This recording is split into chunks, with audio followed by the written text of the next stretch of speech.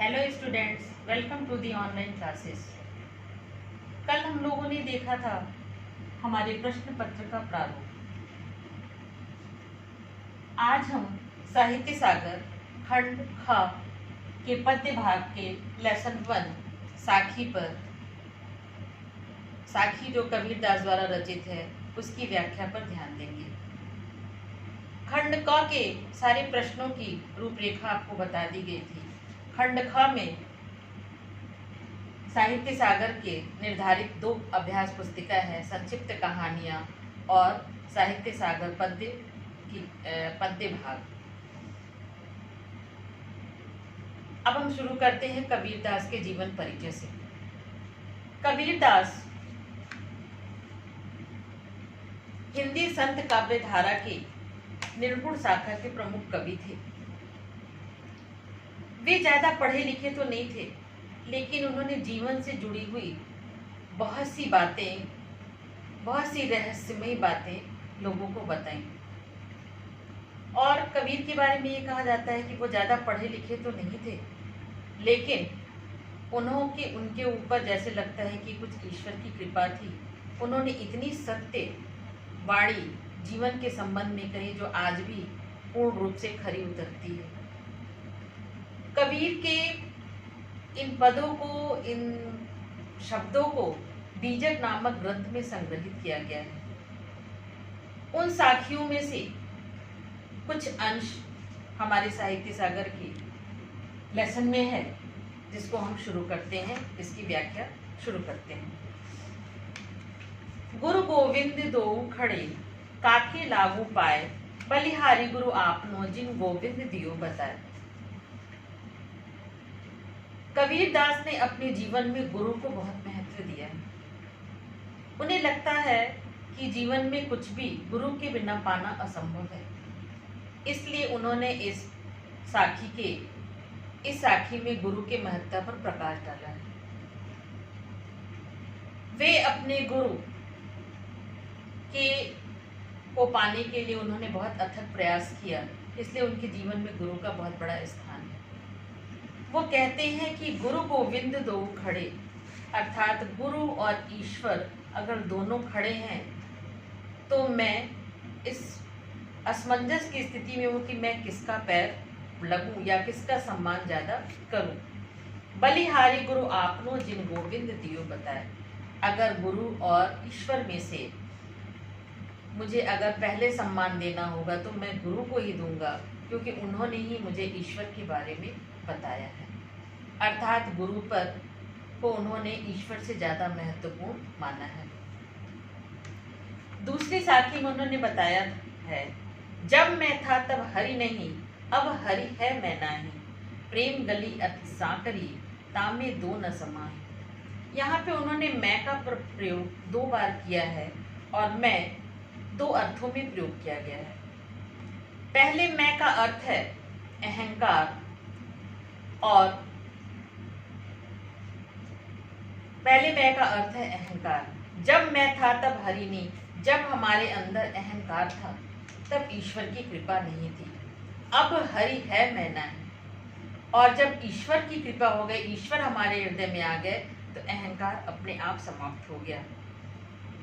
अर्थात मैं का जब हम मैं करते हैं तो अर्थात हमें अपने ऊपर घमंड होता है। जब घमंड होता है तो ईश्वर दूर दूर तक कहीं नहीं रहता है, और जब ईश्वर की प्राप्ति हो जाएगी तो अहंकार अपने आप दूर हो जाएगा। प्रेम गली अति सांकरी, तामे दो न समाए। कबीर दास जी कहते हैं कि प्रेम की गली इतनी पतली है कि इसमें अहंकार और ईश्वर दोनों एक साथ नहीं आ सकते। अर्थात इस मार्ग पर चलते हुए या तो हम ईश्वर पे ही विश्वास कर सकते हैं, और या तो अहंकार। दोनों विपरीत चीजें हैं। अगर ईश्वर की प्राप्ति हो गई तो अहंकार अपने आप दूर हो जाता है, और अगर हमारे अंदर अहंकार है तो ईश्वर हमें कभी भी नहीं मिलेंगे। तीसरी साखी है, कांकर पाथर जोरी के मस्जिद लई बनाए, ता चढ़ी मुल्ला बाग दे क्या बहरा हुआ खुदा है। उन्होंने यहाँ पे धार्मिक प्रथा पे व्यंग किया है और हिंदू और मुस्लिम दोनों की पूजा पद्धति पर करारा व्यंग्य किया है।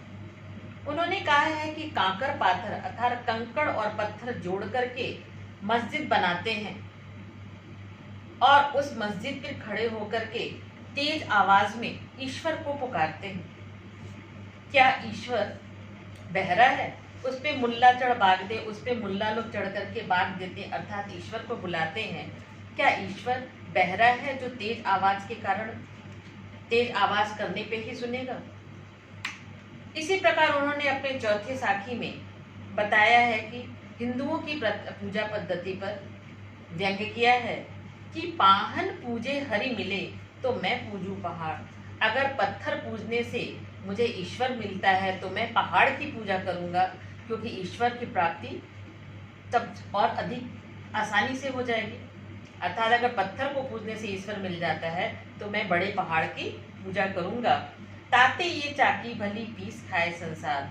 और वो कर्म पर विशेष बल देते कहते हैं कि अगर पत्थर ही पूजना है तो हम घर की जो चक्की होती है उस चक्की की पूजा क्यों ना करूं, क्योंकि वो हमें पीस करके अनाज देती है, उसी की रोटी हम खाते हैं। अपने पांचवी साखी में उन्होंने कहा है, उसमें भी उन्होंने ईश्वर की महानता का वर्णन किया है। सात संबंध की मसी करो, लेखन सब बन राय, सब धरती कागज करो, हरि गुण लिखा ना जाए। अगर मैं संबंध मतलब समुद्र, अगर मैं सातों समुद्र की स्याही बना लूं, मसी मतलब होता है स्याही, और इस विश्व में जितने भी वन हैं अगर उससे लेखनी अर्थात लिखने वाला कलम बना लूं, पूरी पृथ्वी को अगर मैं कागज बना दूं, तब भी ईश्वर का गुण इतना बड़ा है कि वो लिखा नहीं जा सकता। अर्थात ईश्वर के क्षेत्र, ईश्वर का गुण, ईश्वर का विस्तार इतना ज़्यादा है कि इन सारी चीज़ों का उपयोग करके भी हम ईश्वर का वर्णन नहीं कर सकते। अर्थात ईश्वर के लिए हम जो भी कहते हैं वो एक बहुत छोटा हिस्सा होता है। इसलिए ईश्वर का गुण तो अनंत है, अपार है, अपरंपार है। इस प्रकार इस साखी में उन्होंने गुरु और ईश्वर के महत्व पर विशेष ध्यान दिया है और इस साखी के माध्यम से इसके अर्थ को एक बार पुनः अभ्यास पुस्तिका से पढ़ करके और उसमें दिए गए प्रश्नों को लिखने का अभ्यास करें। Thank you.